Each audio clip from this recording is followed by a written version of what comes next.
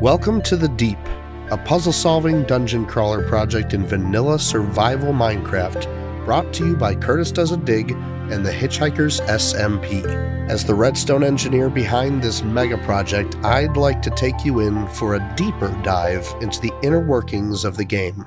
Hello everyone, I'm Gort, your Redstone doctor, and today I'd like to show you this 5x5 shuffle puzzle I've been working on. The goal of this game is to use sticky pistons surrounding a 5x5 grid containing 15 blocks to correctly position a redstone block into a randomly generated location indicated by two redstone lamp crosshairs. Once the redstone block is correctly aligned and the pistons are in the rest position, the puzzle will automatically generate a new location and avoids using the same row and column to help ensure it isn't too easy to complete again. Let's dive in. The idea started when Curtis approached me with this model right here, and the only thing that really changed about this was the location of the buttons. We wanted to be able to use these sticky pistons to push and pull blocks to different locations. With these being sticky pistons, you can use them to pull some useful maneuvers around corners and edges. We wanted this machine to be able to randomly generate a target location and be able to sense where this redstone block is. To do that, we are using a note block floor. When a note block is powered on, it will update the observer to power a piston, which will drop a block over this grid of redstone wire. When that block is moved, the note block will depower, allowing that piston to draw the block back up again, and the new location will be updated on the grid. For decoding the grid, this is about as simple as it actually needed to be. I went through all sorts of decoding methods to get the job done, and this is basically all that actually ended up needing to be done.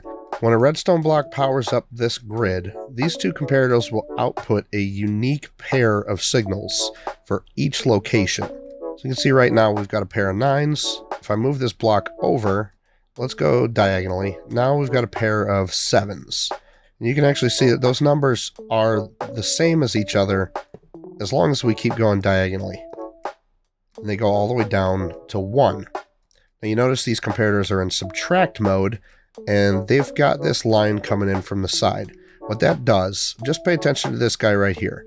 We've got a 15 signal coming in the back, a 6 signal coming in from the side.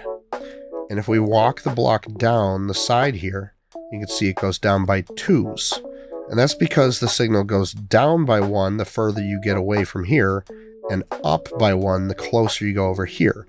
So we're able to get a range of 9 all the way down to 1 in increments of 2.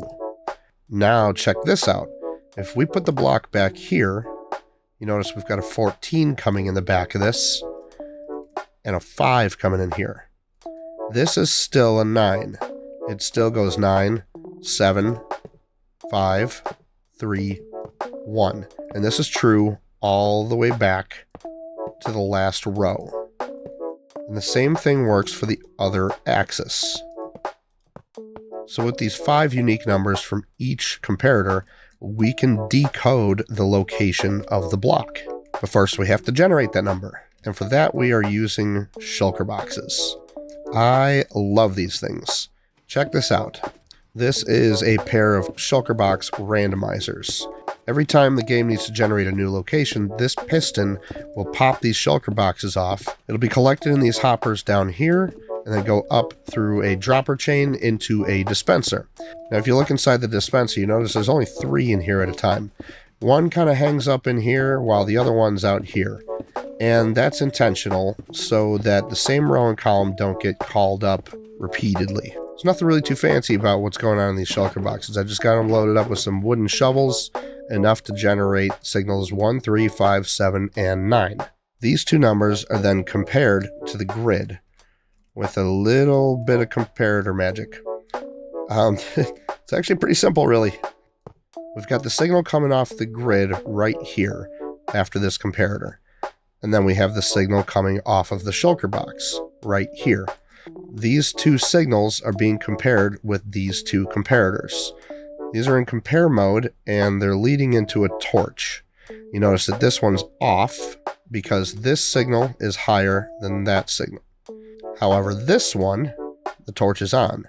because the signal coming in the back is not as great as the signal coming in from the side.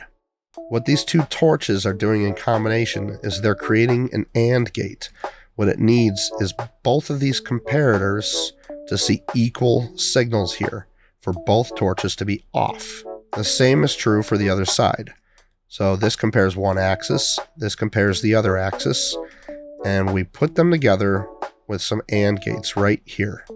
So basically it takes all 4 torches to be off in order for this top torch to turn on, which will then generate a new number. Now you notice I also have a comparator hanging off the side here. This is taking the signal off of the shulker box, and it's leading it up to the indicator lamps. This is where things get a little bit sloppy, but it does the trick. Now to get things to show up in the right order, I actually needed to invert the signal. So this torch behind this comparator in subtract mode is actually taking the number from the shulker box and removing it from 15. So right now you see we've got a signal of 5 coming out of that shulker box, signal of 15 coming through the back of this. It's outputting a 10. And that 10 is going to decay down to 6. This is what's known as a red coder. It's fairly standard for decoding signal strength into a location. What's weird about it though is that you see it's skipping slices, and that's because our numbers go in increments of 2. So let's look at this signal of 6 coming out of here. It's decaying to a 5 at this target block, turning off this torch. It's decaying to a 4 right here, allowing this repeater to be on, and because this repeater is on, this torch is forced to be off. It continues down the line here until it reaches a point where the signal can't go to a repeater, but it can reach the torch on the bottom. You see this last torch that's off on the bottom row here has a torch that's on above it, and that's because the signal can't reach this repeater to shut it off. But as we move to the next section, the signal can't reach the target block at the bottom, so this torch stays on, forcing this torch off. Same goes for this one. Now if you're wondering why it looks so unnecessarily messy up here, it's because we've got quasi-connectivity to blame. I've got pistons underneath it. These pistons right here underneath the lamps are for controlling the shuffling. I really wanted to make a glass floor over the puzzle so that people wouldn't get tangled up in the thing while they're using it. And thanks to quasi-connectivity again, I had to avoid putting the buttons directly over the pistons, because that would cause adjacent pistons to fire, and that's no good. So to get around that, we've got the buttons here on the wall with pistons pushing redstone blocks down into a repeater into the back of these pistons.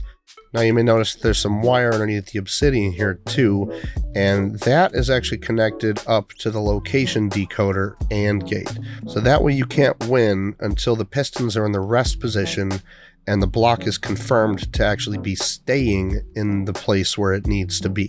And that's because these are sticky pistons, and while the block may touch the correct location, we want it to stick in the correct location. And I guess that's about it.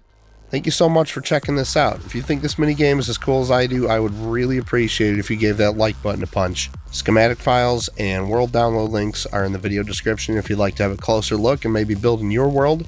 And if you'd like to get more involved with planning puzzles or builds for the deep, feel free to check out the Hitchhikers SMP Discord server. You can also follow on Twitch, where I may be working on more things like this on stream. Links for those are also in the description. Thanks again. This has been Gort, your Redstone Doctor. Be sure to schedule your next appointment on the way out by hitting that subscribe button.